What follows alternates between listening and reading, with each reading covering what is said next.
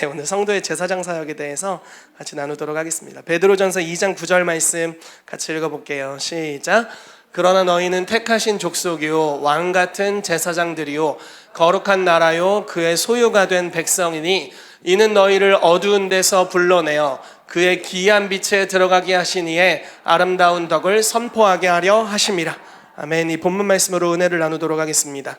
왕 같은 제사장의 부르심에 대해서 좀 이야기를 하려고 하고요. 성도의 부르심, 신약시대 성도의 부르심을 이야기할 때 왕, 제사장 이런 단어들을 이야기합니다. 그런데 구약에 이 왕이면서 제사장이었던 모델이 한 명이 나오고요. 그게 멜기세덱이라는 인물입니다. 창세기에 나오는 인물이고요. 심지어 아브라함을 축복할 정도로 아브라함보다도 더 높은 자였습니다. 그런데 히브리서 말씀에 보면은 이 예수님이 멜기세덱 계열의 대제사장이다, 이런 독특한 표현을 한단 말이에요.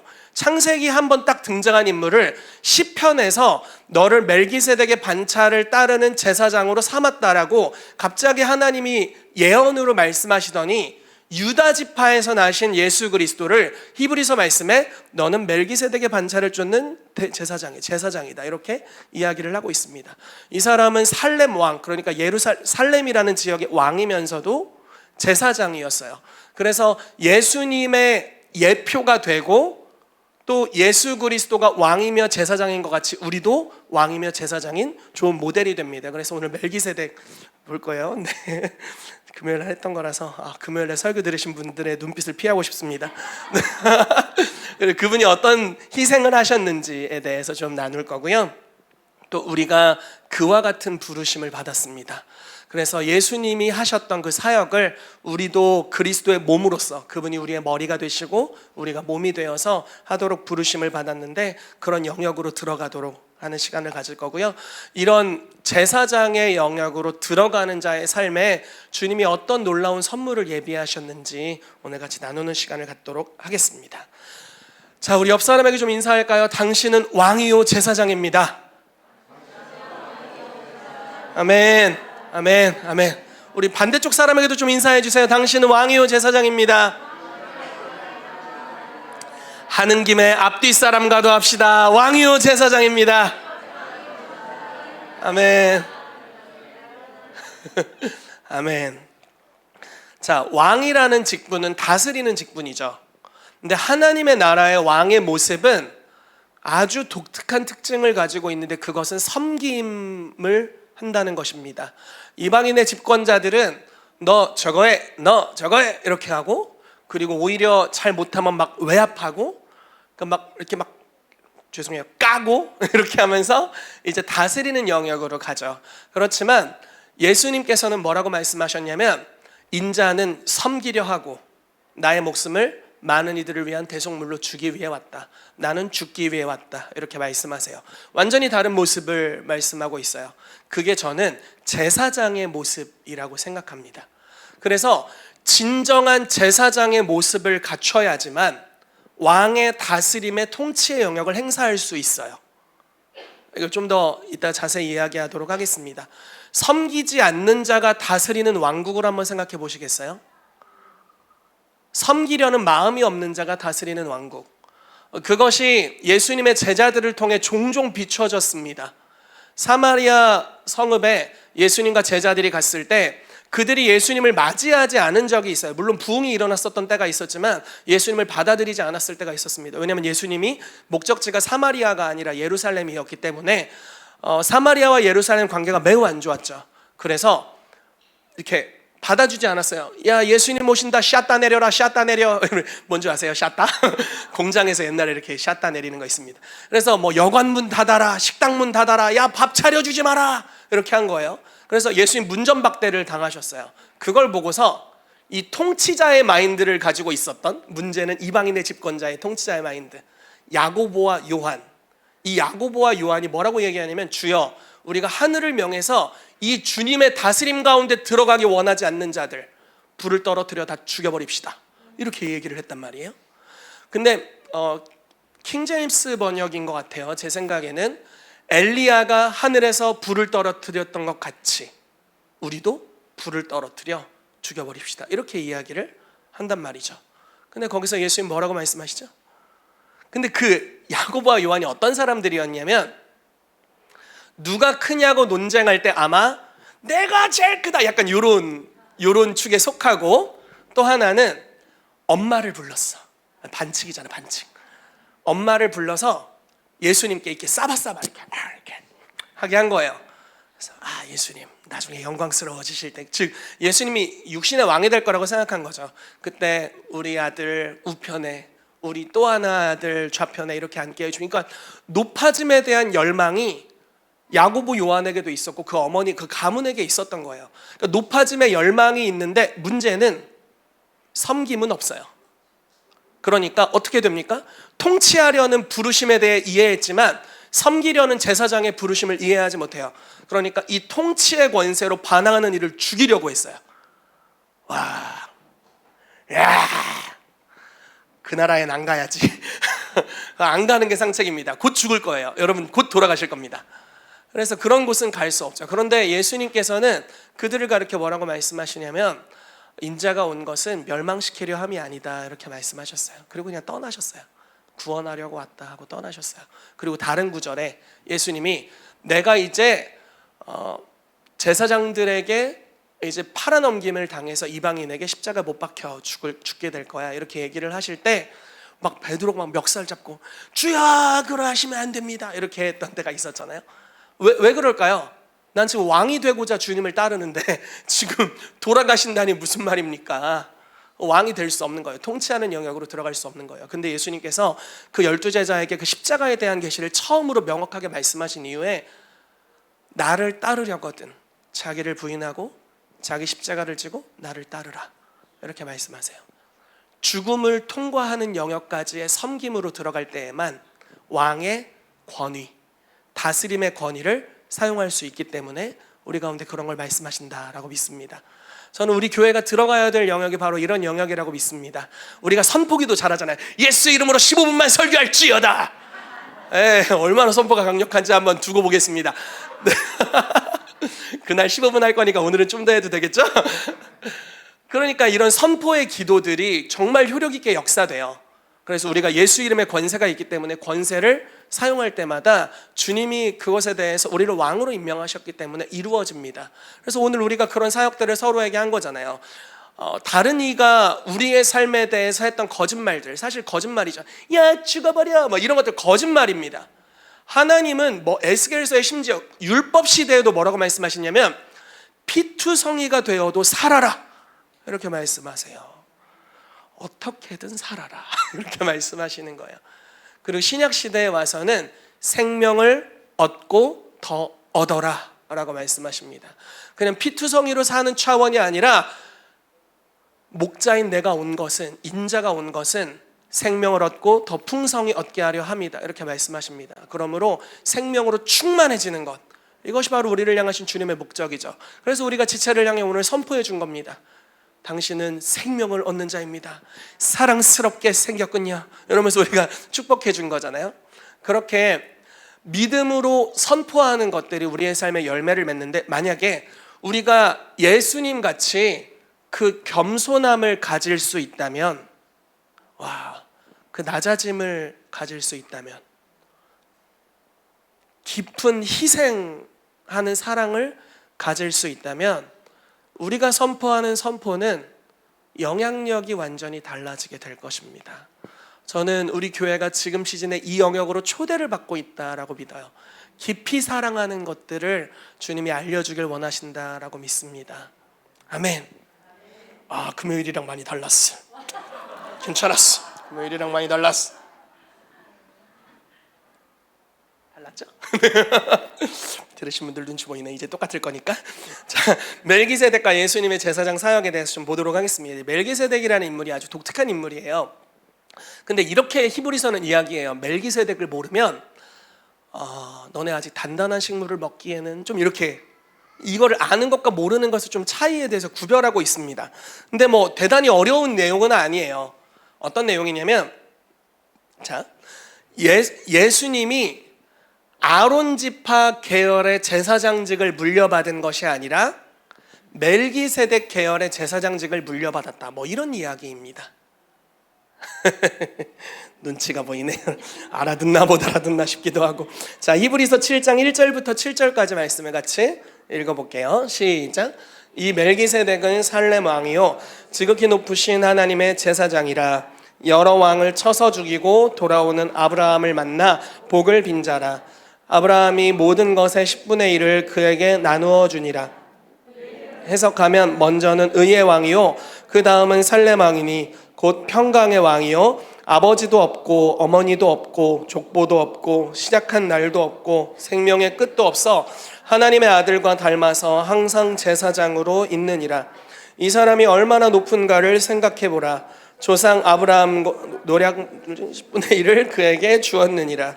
레위의 아들들 가운데 제사장의 직분을 받은 자들은 율법을 따라 아브라함의 허리에서 난 자라도 자기 형제인 백성에게서 10분의 1을 취하라는 명령을 받았으나 레위 족보에 들지 아니한 멜기세덱은 아브라함에게서 10분의 1을 취하고 약속을 받은 그를 위하여 복을 빌었나니 논란의 여지 없이 낮은 자가 높은 자에게 축복을 받느니라. 아멘. 자, 이 멜기세덱이 되게 독특한 인물인데 아브라함보다도 높았다 이렇게 말합니다. 성경은 이스라엘 모든 백성이 대제사장의 권위의 정렬한 것의 아름다움에 대해서 시편 133편에 이야기하고 있어요. 아론의 권위 아래 이스라엘 12지파가 정렬되어 있는 모습. 그래서 정렬이 굉장히 아름다운 모습이죠. 그래서 그리스도의 교회, 지금 우리의 교회들 가운데서도 주님이 정렬을 아주 기뻐하십니다. 예를 들어서 사울이라는 한 청년을 하나님이 왕으로 삼으실 때를 한번 생각을 해보세요. 사무엘이 가서 먼저 기름을 붓고 왕이 될 것이라고 예언해 주었지만 실제로 왕으로 임명되기 위해서는 제비를 뽑는 과정이 있었어요. 12지파 중에 제비를 뽑았더니 베냐민이 나왔고 베냐민 지파 중에 제비를 뽑았더니 아무튼 무슨 족속이 나왔어요. 베냐민 안에.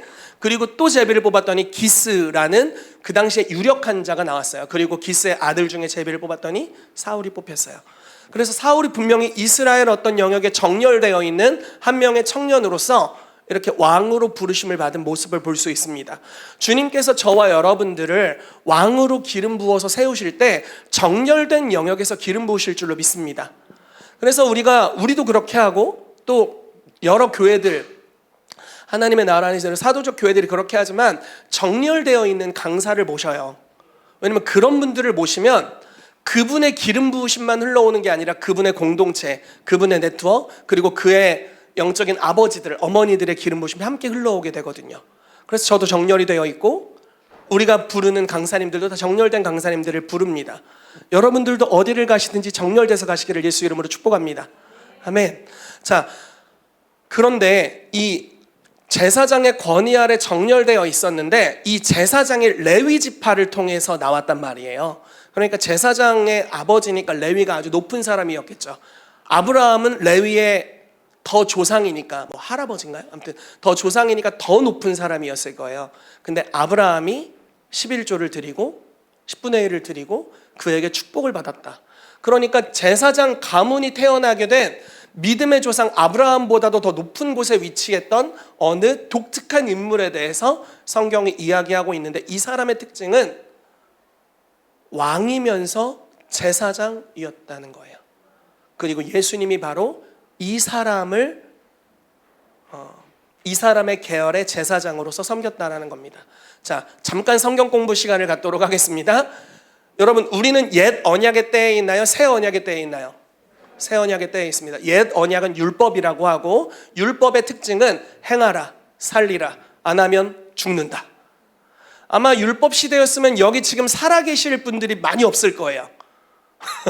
안녕히 가세요, 여러분.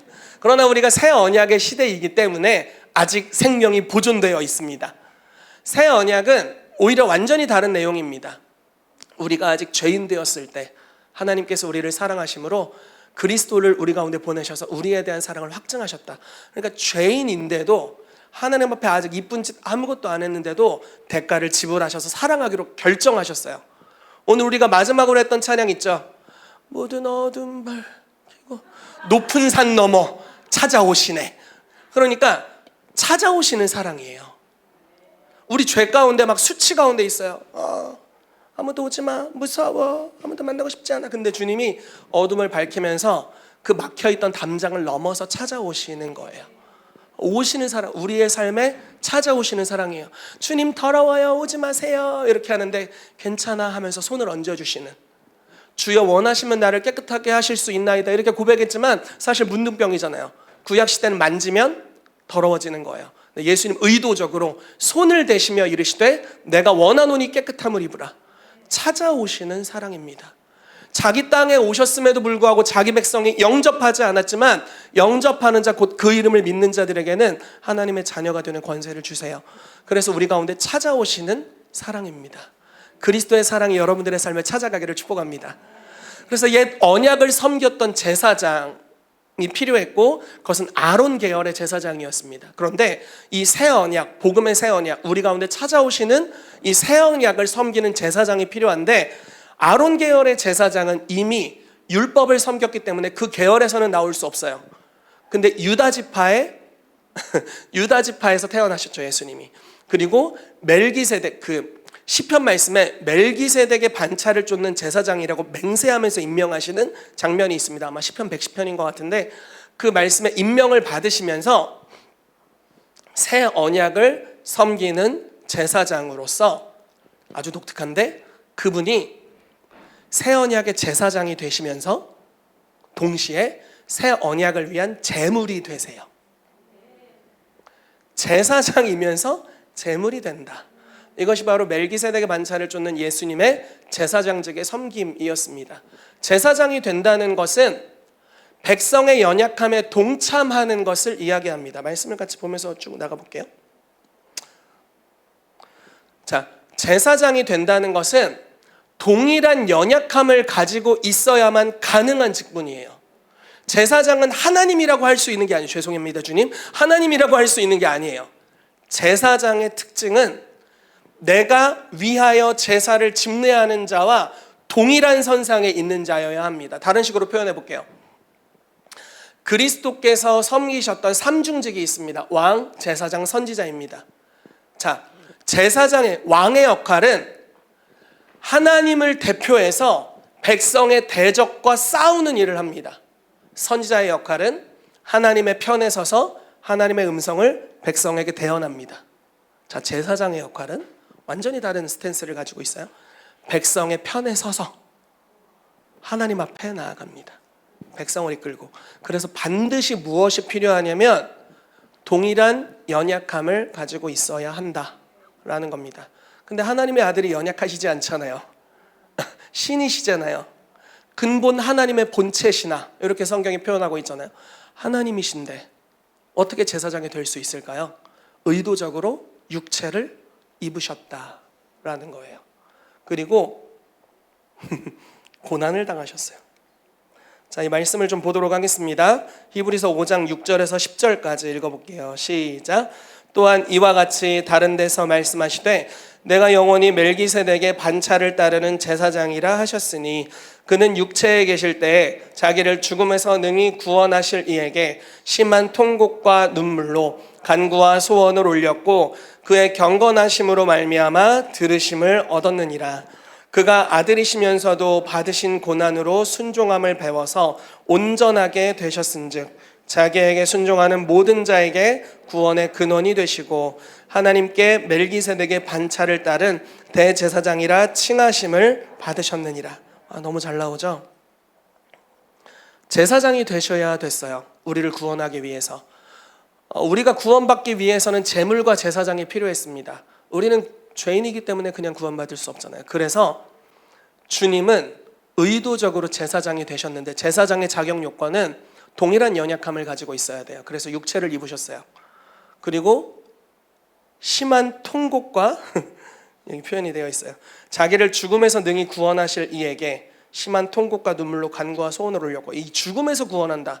여러분, 예수님과 죽음은 원래 상관이 없습니다. 아담이 죄를 짓지 않았다면 늙어 죽었을까요? 영원히 살았을까요? 영원히 살았죠. 예수님은 죽지 않는 육체를 가지고 계셨어요. 죄가 없는 육체, 병들지 않는 육체, 완전한 육체. 그래서 그분은 죽지 않습니다. 근데 죽음에서 구원하실 이에게 심한 통곡을 했대요. 이 죽음은 왜 왔나요? 이 죽음은 누구 건가요? 누굴 위해서 이 고통을 당하는 건가요? 우리입니다. 우리가 죽을 죽음, 우리가 당하는 고통. 히브리서 4장 말씀에는 우리에게 큰 제사장이 계신다라고 표현합니다. 큰 제사장. 근데 그분은 우리의 연약함을 이해 못하실 리가 아니다. 우리의 연약함을 다 당하셔서 완전히 이해하신다, 이렇게 말하고 있어요. 겟세마네 동산에서 예수님 기도하시면서 땀방울이 핏방울이 될 때까지 기도하셨고 십자가에 못 박히셨습니다. 그 고통은 그분의 죄 때문에 당하는 고통이 아니에요. 그 고통은 제사장이 되기 위해 반드시 경험하는 고통이어야 돼요. 그런데 그 고통은 자기 죄 때문에 당한 고통이 아니에요. 우리가 치유사역할 때, 자, 이쪽이 힐링룸이니까 오늘 많이 오세요. 그가 채찍에 맞음으로 너희가 나음을 얻었나니, 이렇게 선포하죠. 그분은 채찍에 맞으셨어요. 왜? 나의 치유를 위해서, 나의 병 때문에 대가를 지불하신 거예요.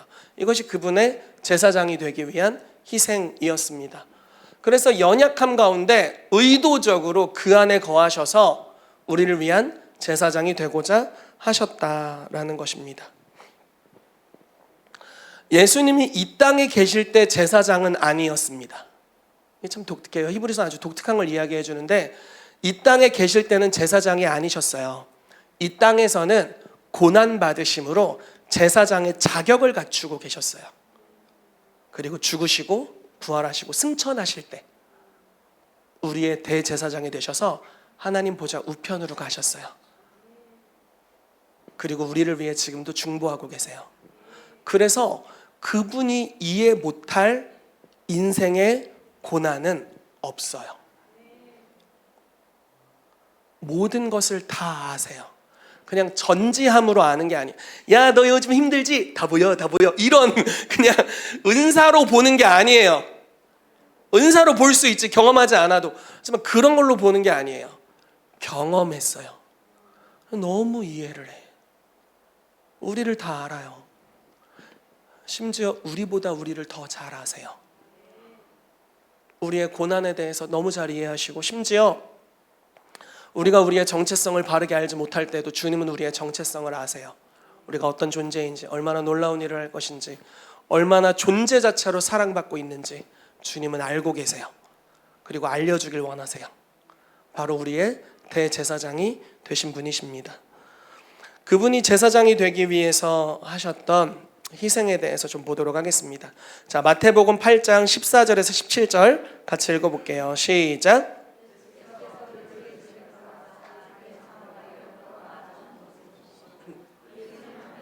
열병이 떠나가고 여인이 일어나서 예수께 수종들더라. 저물매 사람들이 귀신 들린 자를 많이 데리고 예수께 오거늘 예수께서 말씀으로 귀신들을 쫓아내시고 병든 자들을 다 고치시니, 이는 선지자 이사야를 통하여 하신 말씀에 우리의 연약한 것을 친히 담당하시고 병을 짊어지셨도다 함을 이루려 하심이더라. 와, 예수님의 치유 사역을 보는 건 참 놀랍습니다. 그분은 못 고친 병이 없어요.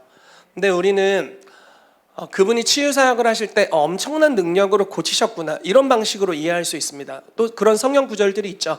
사도행전 10장 38절에 보면 하나님이 나사렛 예수에게 성령과 능력을 기름 붓듯 하셔서 그가 두루 다니시며 착한 일을 행하시고 마귀에게 눌린 모든 자를 고치셨으니 이는 하나님이 함께 하심이라. 암송대에서 상 받아도 되겠네. 아무튼 그런 이야기를 하셨어요. 베드로가 설교할 때 그런 내용을 메시지를 나눴단 말이에요. 그래서 기름 부으심으로 사역을 하셨습니다. 그런데 아주 본질적으로 치유하실 때마다 어떤 일이 일어났냐면 병을 자기에게 옮겼어요. 병을 자기에게 옮겼어요. 참, 이게 얼마나 어려운 일인지. 하나도 안 아파. 근데 아픈 자가 있어. 너무 사랑해. 대신 아팠으면. 근데 진짜 아픔을 가져와 버려요. 우리 교회에 아주 재미난 전사님이 있습니다. 짐직이라는 사역에 대해서 저희가 이제 많이 가르치는데, 어떤 사람의 삶의 어려움을 주님께서 좀 성숙한 사람의 삶에 이렇게 옮겨주세요. 왜냐하면 그 사람이 지금 그걸 감당하기가 너무 힘들어서. 그래서 그 영적인 짐, 마음의 짐이 이렇게 옮겨집니다. 그럼 이 사람은 갑자기 힘들어져요. 이상하다, 멀쩡했는데 왜 이렇게 갑자기 힘들지? 알고 보면 이 사람의 짐을 대신 지게 하신 거예요. 그래서 기도로 그걸 주께 올려드립니다. 그러면 이 짐이 떠나요. 그러면서 이 사람이 동시에 자유케 돼요. 우리 교회 어떤 전사님이 아내가 임신을 했는데 그 고통을 대신 짐졌대요. 아니, 저희 아들이 임신됐을 때 이제 저희가 이제 짐지기를 가르치니까 제 아내가 이렇게 얘기하는 거예요. 오빠, 나 너무 힘들 것 같아. 그러니까 자식 낳는 고통을 대신 좀 가져가줘. 그래, 그렇게 원하진 않지만 한번 노력은 해볼게. 저에게 아무 역사가 없었어요. 오롯이 아내가 아팠고 저를 쥐어짜면서 애를 낳습니다. 저희는 이제 같이 있으면서 애를 낳거든요. 그래서 제 어깨를 쥐어짜시더라고. 그러면서 우리 애가 태어났습니다. 근데 우리 강희훈 전사님이 저는 이름을 밝혀버렸네. 강희훈 전사님이 진짜 짐지기 성향이 강한 하나님의 사람이잖아요. 진통이 온 거야. 남자가. 그래서 죄송해요, 지가 더 아파해. 자기가 더 아파해. 얼굴이 하얗게 질려가지고 너무 아파서 애를 낳는 아내를 쳐다보지도 못했대. 그리고 애를 쉽게 낳았대요. 별로 안 어려웠대요. 이런 기이한 행적이. 그렇게 태어난 게 저기 있는 애긴데 아무튼 이런 게 짐지기죠. 안 아팠어요. 예수님 건강했다고요. 근데 어떤 사람의 치유할 때 그의 아픔을 가져와요. 그의 아픔을 가져와요. 그리고 오롯이 감당해요. 어떤 사람을 위해 기도할 때 그의 우울함을 오롯이 가져와요. 그리고 감당해요. 어떤 사람의 마음의 고통, 배신의 고통, 아픔들, 그것을 가져와요. 오롯이 감당해요. 예수님은 고통이 없어서, 예수님의 삶은 완전히 만족한 삶이었어요. 아빠랑 친했잖아요. 하나님 아버지와 관계가 너무 좋으셨어요. 그분의 나라는 너무 풍성한 나라예요. 부족함이 전혀 없는 나라, 빈곤이 없고 오롯이 행복으로 가득 찬 나라였어요. 근데 우리를 너무 사랑하세요. 우리는 죄 가운데 있고 고통 가운데 있고 어려움 가운데 있어요. 제사장이 되기로 결단하셨죠. 그리고 하늘 영광을 버리고 이 땅에 오셔서 대신 당하세요. 대신 당해요. 너무 평안하다, 좋아라, 우리 집 너무 좋다 이러고 있는데 갑자기 불현듯 이혼 가정의 어려움이 찾아와요. 이혼 위기 가운데 있는 가정의 어려움. 그런 것들이에요. 고통이 어느 순간 그냥 이제 성령 충만하고 내 쓴뿌리가 해결된 것 같고 이제 삶의 문제들로부터 자유케 돼서 이제 좀 숨 좀 쉬겠다 하는데 갑자기 어려움이 불쑥 찾아오는데 이건 내 쓴뿌리로 인한 어려움이 아니라 다른 이의 삶에 있는 고통이 이렇게 오게 되는 거죠. 예수님이 그런 삶을 사셨습니다. 고통이 와요. 그리고 짐졌어요. 병을 치유할 때마다. 예수님이 맞으셨던 39번의 채찍을 맞았다고 저희가 이제 역사적으로는 그렇게 생각을 합니다. 질병이 39개의 종류가 있대요. 그래서 모든 종류의 질병을 치유하실 수 있는 채찍에 맞으셨다 이렇게 이제 표현하고 있습니다. 그러니까 예수님이 당하신 모든 종류의 고난은 제사장이 되기 위한 것. 그냥 좋은 삶을 누리고 계셨지만 우리를 사랑하셔서 우리의 삶에 오셔서 대신 고통을 당하신 것이었습니다. 그분이 마태복음 27장 46절 다시 읽어볼게요. 시작. 제9시쯤에 예수께서 크게 소리질러 이르시되 엘리 엘리 라마 사박다니 하시니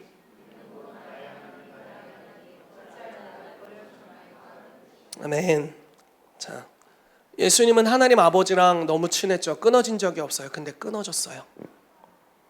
제사장이 되기 위해선 이 과정이 필요했습니다. 너무 어두움이 엄습하니까 예수님조차도 끊어졌어요. 주님이랑 좋은 관계를 맺고 요즘 예배 드릴 때마다 너무 좋다.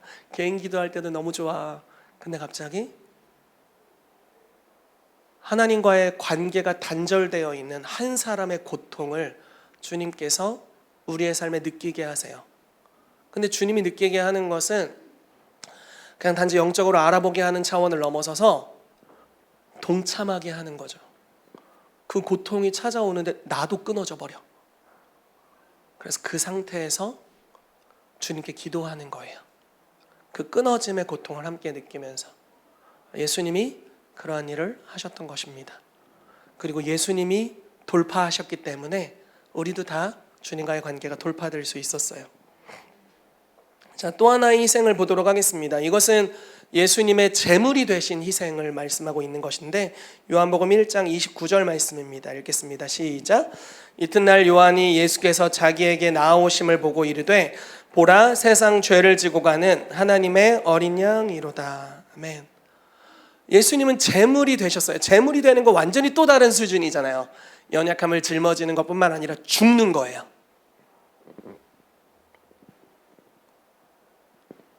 죽었어요. 생명 자체이신 분이 죽었어요. 대신 누구를 대신? 이 땅을 위해서, 우리를 대신해서, 지금 아직 구원받지 못한 수많은 이들을 위해서 대신 죽으셨어요. 그 제물이 되셔서 그 제물로 인해서 우리가 주님과 연합될 수 있게 되었습니다. 한 알의 밀알이 땅에 떨어져서 그대로 있으면 아무 열매가 없습니다. 그냥 그 씨앗이 있죠. 근데 죽으면 많은 열매를 맺게 됩니다. 이것이 예수님의 제사장 사역이었어요. 저는 주님이 우리 교회를 이 영역으로 초대하고 계신다라고 믿습니다. 여러분, 우리가 함께 모여서 예배하고 또 내면의 치유를 받고 또 믿음으로 같이 기도하고 하면서 우리의 삶에 주님이 놀라운 돌파들을 주실 것입니다. 그래서 여러분들의 쓴뿌리가 치유되기를 축복하고 우리의 삶의 어려움들을 돌파하는 은혜가 임하게 되기를 축복합니다. 그래서 우리 인생에 하나님이 주시는 간증과 하나님이 하시는 역사들이 생기면서 우리가 돌파하고 정복하는 법을 배우게 돼요. 왕이 되는 길을 걷게 되는 거죠. 근데 한 영역에서 주님이 우리의 삶에 이 통치는 너 잘 되라고 하는 통치가 아니라 사랑하기 위해서 주는 통치의 능력이야 라는 것을 가르치시는 겁니다. 그래서 우리의 삶에 제사장의 길을 보여주시는 거예요. 오, 지금 내 주변에 내 눈으로 보이는 사람 다 괜찮아. 우리 가족 다 구원받았어. 그리고 내 주변도 좋아. 재정적으로도 괜찮아. 풍성해. 뭐 안 좋은 게 없어. 근데 주님이 이렇게 말씀하시는 거예요. 너만을 위한 삶으로 가지 마라. 그리고 지체들을 위해서 제사장의 삶으로 들어가라. 이렇게 말씀하시는 거죠. 그렇게 들어가려면 더럽힘을 입어야 될 수도 있습니다. 영적인 짐을 져야 되는 것들이 있을 수 있어요. 그리고 죽어야 될 수 있습니다.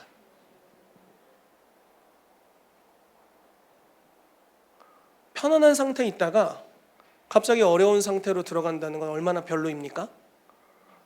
근데 주님이 우리에게 그 삶으로 들어가라라고 말씀하시는 거예요. 자, 잘 들어보세요. 이거는 지금 어쩌면 모든 이들을 위한 메시지가 아니어야 할 수도 있어요. 어떤 분들은 자기 삶의 문제가 지금 어려울 수 있거든요. 그래서 받을 만한 분은 받으십시오. 제사장의 부르심으로 들어간다는 것은 엄청난 희생을 요구하는 것입니다. 대신 짐을 지고 희생하는 영역으로 들어가게 되는 거예요. 그리고 그 희생이 열매 맺습니다. 사도 바울이 갈라디아 교회를 보면서 이렇게 말했어요.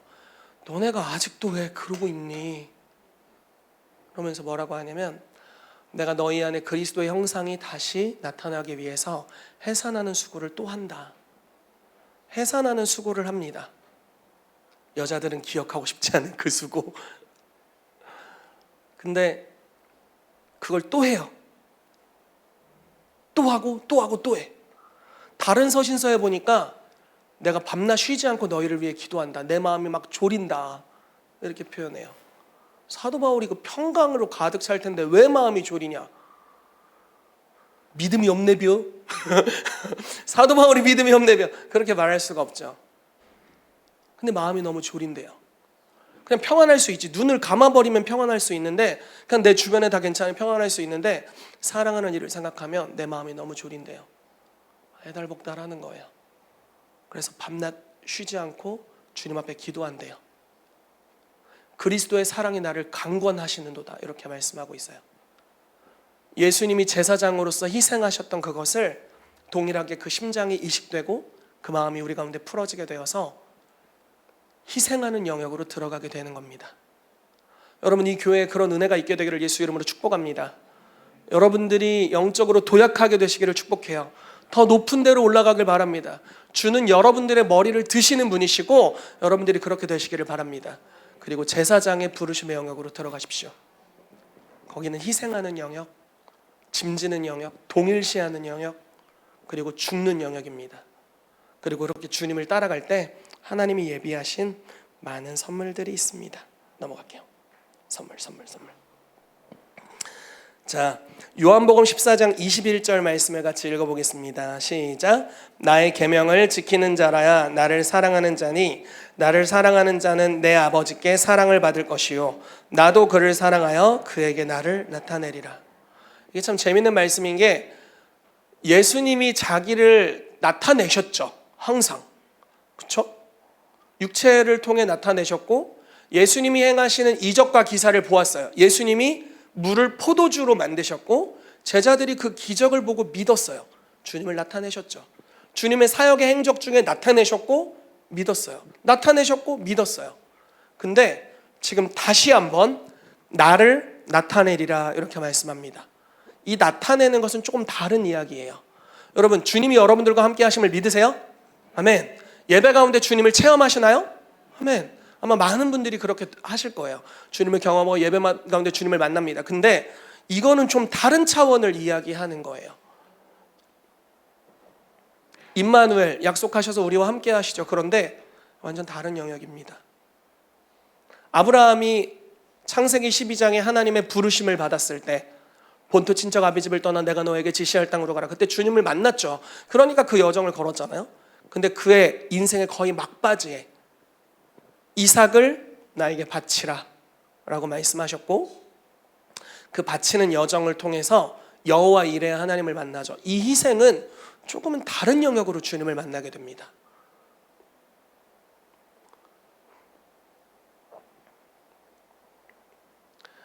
아버지가 경험해야 될 아버지 하나님이 앞으로 경험하실 그 고통에 대해서 경험하게 하셨어요. 그 이삭이 예수 그리스도를 예표하는 거였잖아요. 그래서 순종하고 아들을 죽이는 데까지 진짜 이해 하나도 안 됐을 거야. 어느 날 주님이 저에게 나타나서 요한이를 각을 떠서 번제로 바쳐라. 사단아 떠나가라. 이렇게 할 텐데, 그렇죠? 아브라함이 참 주님과 친밀했으니까 주님인 줄 알았던 거겠죠. 내용만 보면 거의 뭐 이방신이었는데 주님이랑 그만큼 친밀했다는 뜻이죠.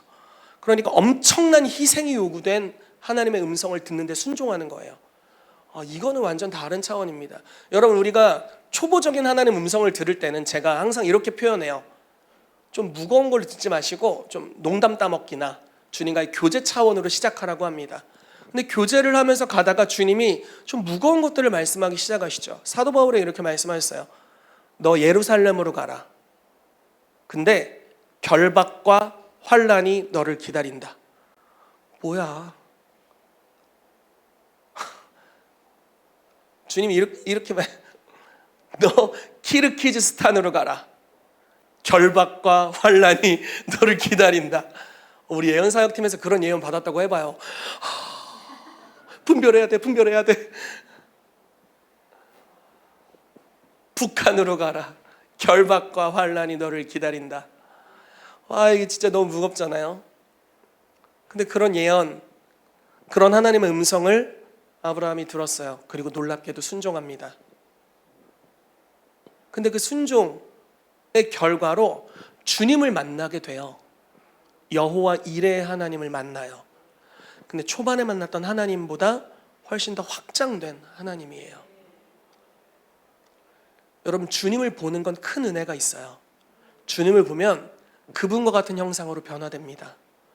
주님을 진짜 만나면 변화되지 않을 인간이 없어요.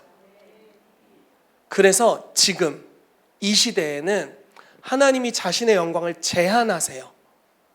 왜냐하면 주님이 만약에 주님의 영광을 제한 없이 비추면요, 믿지 못할 사람이 없어요.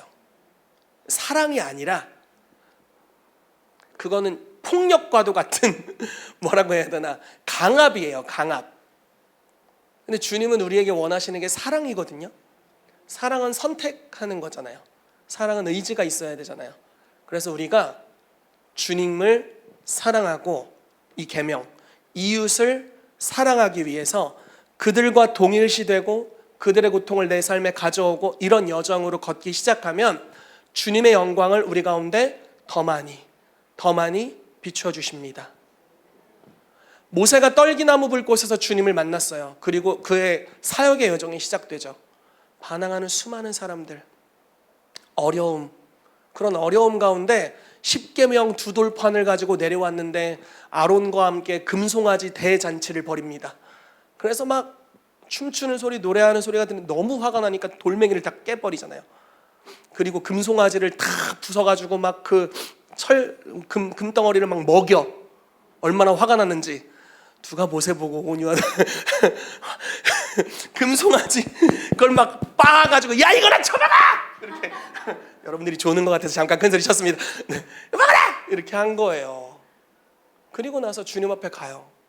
그리고 기도하죠. 주님, 이제 어떻게 합니까? 주님이 그냥 모세야 내가 다 죽일게. 그리고 새로 시작하자. 그랬더니 모세가 하나님의 백성을 그렇게 하시면 사람들이 뭐라고 하겠습니까? 여호와가 가다가 능력이 딸려가지고 그냥 다 죽였구나 이렇게 하지 않겠습니까? 그리하지 마십시오. 내 생명책에서 그러실 거면 생명책에서 내 이름을 지워주십시오. 이렇게 중보하는데 주님이 왠지 기다렸던 것 같아요. 그래서 그렇게 할게 이렇게 말씀하세요. 또 주님이 야 나는 조금 얘네랑 같이 가긴 힘들어. 그러면 가다가 나 죽일 수도 있을 것 같아. 내가 죄 때문에 돌격할 것 같아. 그러니까 천사를 붙여줄게. 그래도 걔네는 순종하니까 그래도 니네가 갈 수 있을 거야. 이렇게 합니다. 그랬더니 주의 백성이 주님과 함께하는 것이 주의 백성의 그 상급이 아니냐. 함께 하시라. 직접 함께 하시라. 그랬더니 또 그렇게 하겠다고. 그러니까 하나님이 이렇게 밀당 진짜 싫어하거든요. 밀당을 하시나 몰라. 그리고 마지막으로 모세가 이렇게 구합니다. 주여 주의 영광을 내게 보여주십시오. 그리고 주님의 영광을 봅니다. 근데 달라져요. 이 사람이. 금송아지 다 부셔가지고 막 먹였던 모세가 온유함이 지면에 승한 자가 되고 하나님을 이해하는 자가 돼요. 그리고 얼굴에서 막 빛이 나요. 완전히 다른 차원으로 하나님을 만나게 됩니다. 그리스도의 고난을 이해함이 없이 하나님을 이해한다는 건 너무 어려운 일이에요. 여러분들의 마음 가운데 오늘 주님과 같은 길을 걷게 되시기를 축복합니다. 거기에는 큰 상급이 있는데 그것이 바로 하나님의 놀라운 임재입니다. 말씀을 하나 더 볼게요. 제가 아주 사랑하는 말씀입니다. 요한복음 17장 24절 말씀입니다. 읽어보겠습니다. 시작. 아버지여 내게 주신 자도 나 있는 곳에 나와 함께 있어 아버지께서 창세전부터 나를 사랑하심으로 내게 주신 나의 영광을 그들로 보게 하시기를 원하옵나이다. 아멘. 예수님이 제자들을 처음 콜링하셨을 때, 그리고 제자들이 예수님을 따랐을 때 예수님에게 원했던, 이렇게 질문합니다. 주여 어디 계십니까? 아주 단순했어요. 주님 어디 계십니까? 그러니까 주님이 와보라 이렇게 그래서 그냥 졸졸 쫓아다닌 거예요. 그냥 주님이 계신 곳을 가기로 결정한 거예요. 그 제자들의 삶이었죠. 그래서 순종하면서 주님이 가는 길, 꽃길일 줄 알고 따라갔겠지. 처음에는 고난이 있는 줄 모르고 따라간 게 있을 겁니다. 근데 아무튼 따라갔어요. 근데 주님이 십자가에 죽으러 가기 직전이잖아요, 이때가. 그리고 앞으로 제자들이 이 길을 걸어갈 걸 알아요. 그러면서 이렇게 기도하는 겁니다. 주님, 제가 가는 길을 따라오고 있는데 저들에게 보여주십시오. 뭘 보여주냐? 나를 사랑하심으로 내게 주신 나의 영광. 창세전부터 여러분, 예수님이 육신을 입고 이 땅에 오셨을 때도 영광이 제한되었어요. 창세전에 가지고 계신 우리의 육체의 한계를 초월한 하나님의 영광. 여러분, 이 육체로는 우리가 앞으로 입을 하나님의 영광을 감당할 수 없어요. 그래서 부활되는 거예요. 죽은 자 가운데서 부활해야 앞으로 임할 하나님의 영광을 우리 몸이 보고도 감당할 수 있는 거예요. 근데 그 창세전의 그 영광, 얼마나 놀라운 영광일까요? 우리가 주님을 조금만 만나도 이렇게 행복한데 놀라운 영광을 약속하셨다라는 거예요. 자, 마지막입니다. 이게 여러분들에게 드리는 선물인 것 같네요. 마지막입니다. 요한일서 2장 12절부터 14절까지 같이 읽어보겠습니다. 시작. 자녀들아, 내가 너희에게 쓰는 것은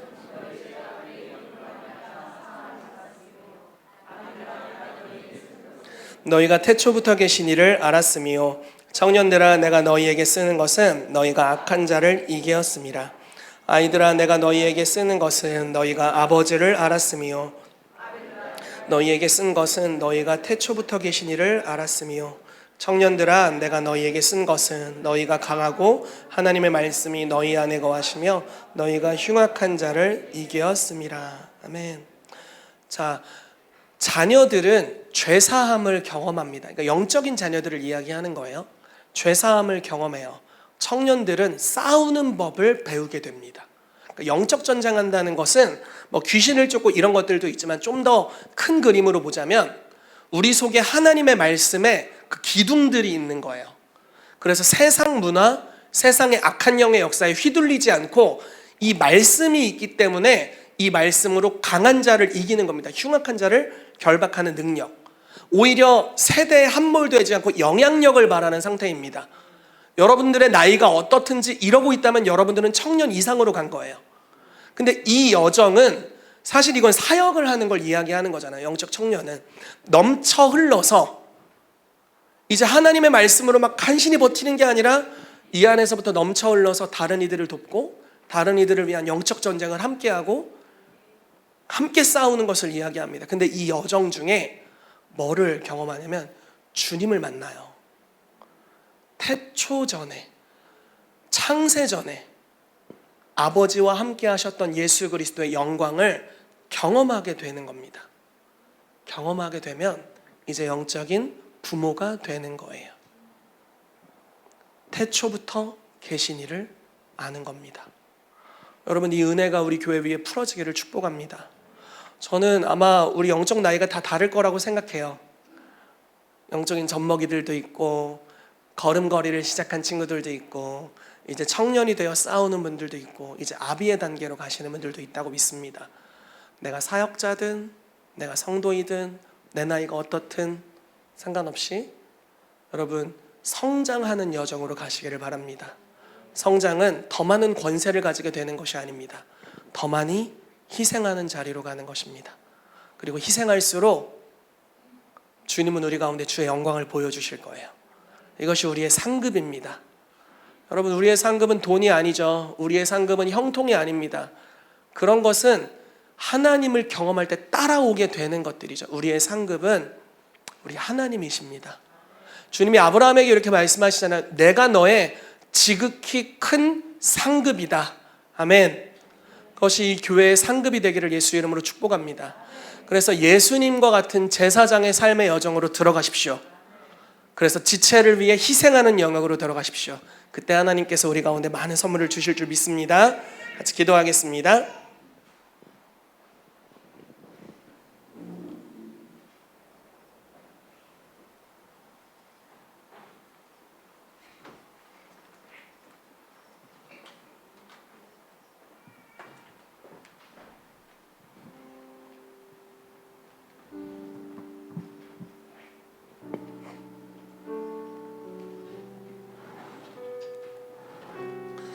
이 시간 같이 기도할 때 주님,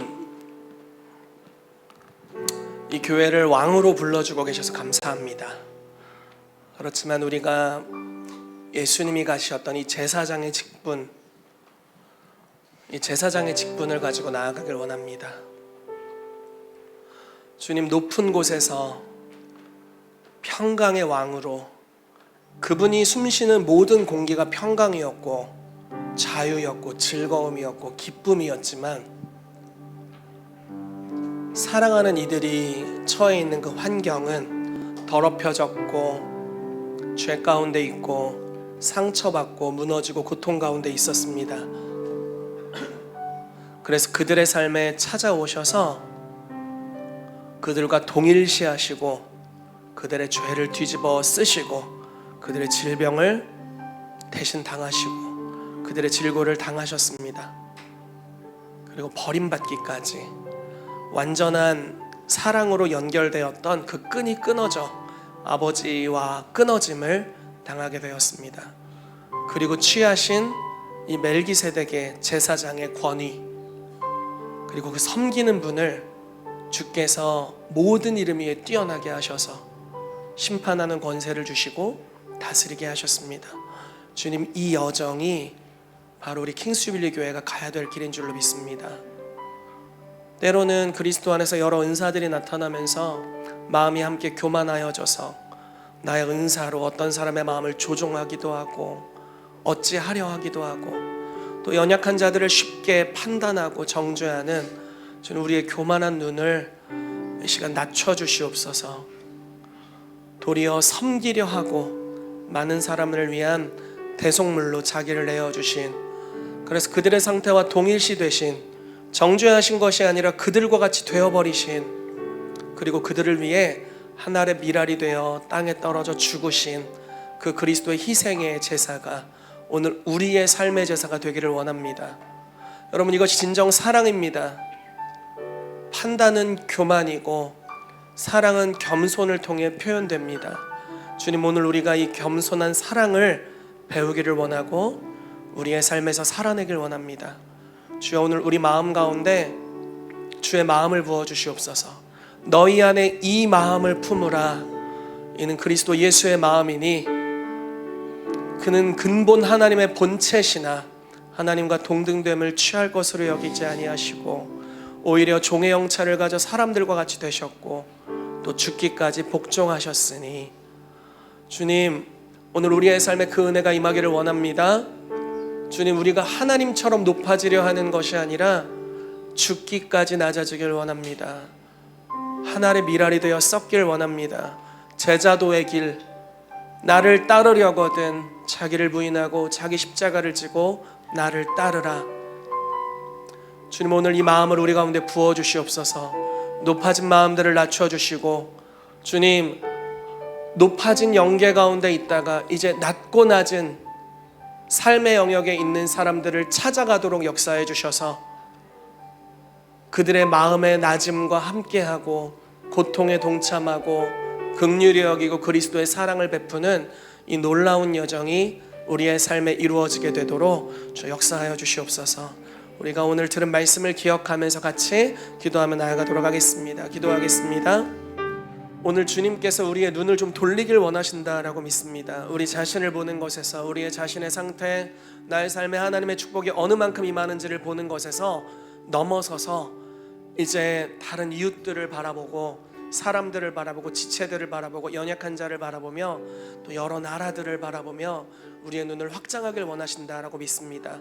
그래서 그들을 위해서 이제 동일시하는 영역으로 그들의 삶의 영역에 들어가서 함께 축복하고 기도하고 섬기는 영역으로 들어가게 될 때 주님께서 여러분들의 삶에 놀라운 은혜들을 부어주실 것입니다.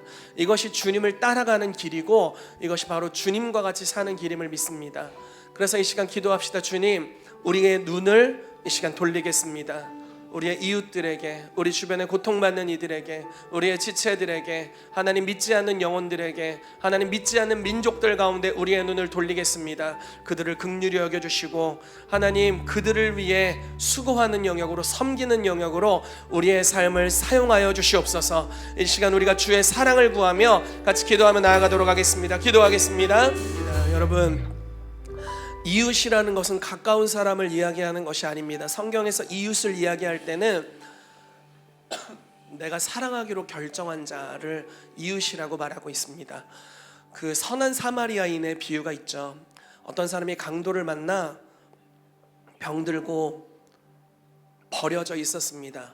제사장이 지나가면서 사실 제사장 섬기는 사람이었죠. 근데 그가 하는 업무, 그가 하던 일들이 아니었기 때문에 눈을 돌릴 새가 없습니다. 잠깐 보고 내일이 아니네 하고 지나쳐 버립니다. 레위인이 또 지나갑니다. 주님을 섬기는 사람이죠. 쳐다보고 또 지나갑니다. 그리고 사마리아인이 다가옵니다. 그리고 그를 보고 그를 치료해주고 그를 부축하여서 여관에 데려다주고 여비가 더 들면 내가 지불할 테니 이 사람을 돌보아 달라라고 하고 여비를 지불하고 갑니다. 예수님 물으세요. 누가 이 강도 만난 자의 이웃이 되겠느냐? 자, 여러분들은 누가 여러분들의 이웃입니까? 이웃을 사랑하라고 말할 때는 주변에 있는 사람을 사랑하라고 말하는 것 이상입니다. 누군가에게 가라라는 것입니다. 강도 만난 자가 누구냐? 여러분들 주변에 강도 만난 자가 누구입니까? 여러분들 주변에 도움이 필요한 자가 누구입니까? 그냥 하던 일이 바빠서 쳐다볼 수 없는 제사장이나 레위인이 되지 않게 되시기를 예수 그리스도의 이름으로 축복합니다. 저는 오늘 이 기도가 실제적인 기도로 마무리하길 원합니다. 여러분들의 삶에 누구를 도와야 될지를 마음에 결정하십시오. 누구를 섬겨야 할지, 누구를 축복해야 할지, 누구와 삶을 동일시하며 함께 할 것인지 마음에 결정하십시오. 그리고 기도합시다. 주님, 사랑하는 이웃을 위해서, 지체를 위해서 희생하는 수고로 들어가길 원합니다. 제사장이 무엇인지를 배워가길 원합니다. 사랑하는 영혼을 구원하여 주십시오. 자유케 하여 주십시오. 회복시켜 주십시오. 생명을 얻고 더 풍성히 얻게 하도록 역사하여 주십시오. 우리 마지막으로 같이 함께 기도하도록 하겠습니다. 기도하겠습니다. 살아계신 아버지, 예수님이 하셨던 희생의 영역으로 이 교회가 들어가게 되도록 역사하여 주십시오. 우리의 눈에 주님이 모든 것을 심판하고 판단하고 왕으로 통치할 권세가 있으셨지만 오히려 우리의 연약함을 체휼하시는 대제사장이 되셔서 우리와 동일시 되셨고 심판받을 수밖에 없는, 그리고 심판하시기에 충분하신 의를 가지고 계셨음에도 불구하고 오히려 우리와 같은 상태가 되시고 자기가 죽으셔서 구원받기 합당한 자로 우리를 변화시키신 우리 주님의 그 여정을 따라가기를 원합니다. 하나님, 우리의 삶의 여정 중에 만나게 되는 사랑하는 이웃들, 그들을 향한 그리스도의 사랑을 이 시즌 부어주시옵소서.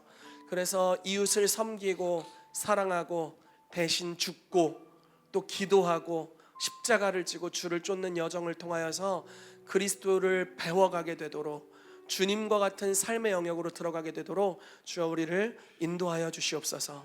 지금은 우리 주 예수 그리스도의 은혜와 하나님 아버지의 사랑하심과 성령님의 교통하심이 오늘 예수 그리스도와 같이 그 제사장의 삶의 영역으로 들어가기로 결정한 킹스빌리 교회 모든 사람들의 삶 위에 이제로부터 영원까지 함께 있을지어다.